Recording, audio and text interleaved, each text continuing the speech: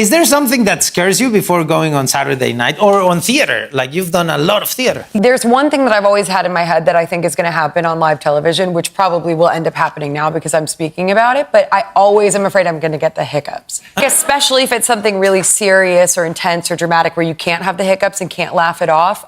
I'm always afraid I'm about to get the hiccups. Because once I get the hiccups, it goes on for hours. Oh, really? Oh, it's a horrible, horrible... Hiccups are my least favorite thing. Oh, let's hope it doesn't happen. But, I mean, there are worse things than the hiccups, but not to me.